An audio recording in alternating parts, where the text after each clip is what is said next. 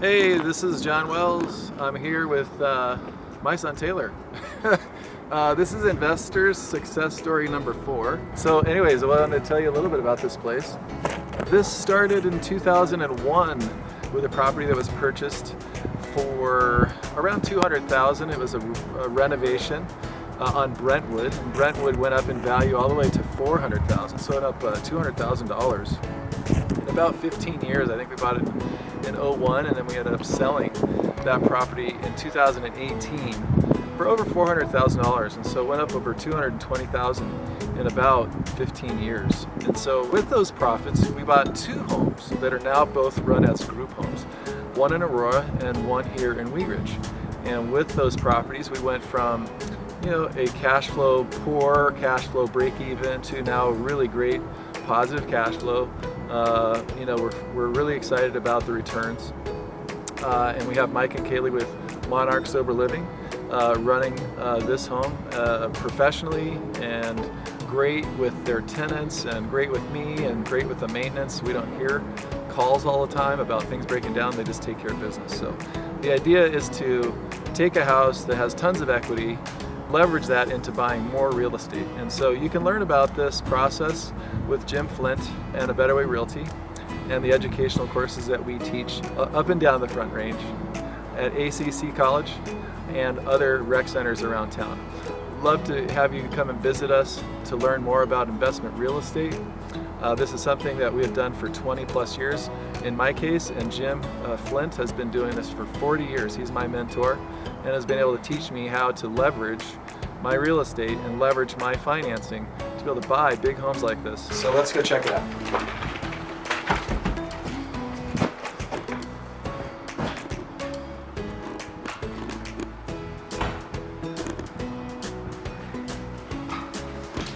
So here we are. You can see, you got beautiful fixtures, beautiful flooring, completely remodeled home. I believe we have just under 4,500 square feet here, and we have about 6 bedrooms. I think we added a 7th bedroom in the basement. We're not going to get to see all the bedrooms, but you can see that everything's nice and remodeled. I'll give you a quick view of the patio.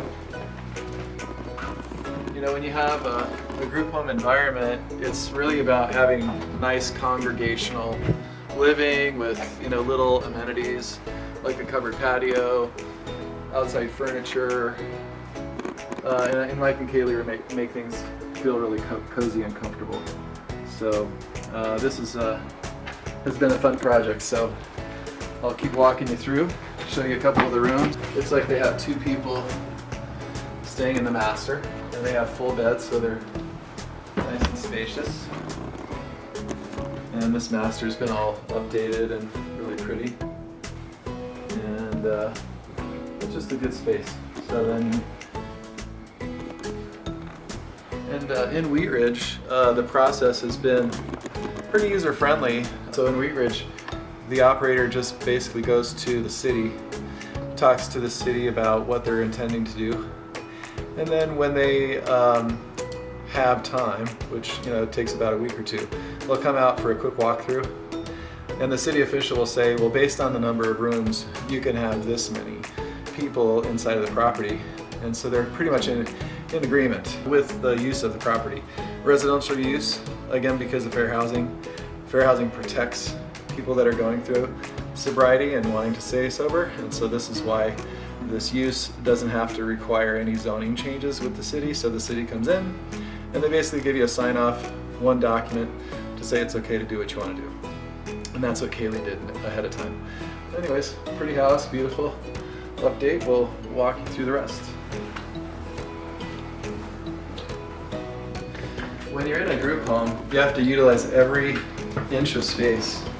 And as we go down here, you'll see that there are 3 more bedrooms in the basement, and all those bedrooms have to have egress windows in order to be legal bedrooms. And so we had to add a couple of egress windows here, and that's probably the most common update, and really one of the few updates that a group home landlord would have to do to comply with basically anybody living in the basement for safety. So I won't show you each bedroom, but I'll show you one. Come on back here.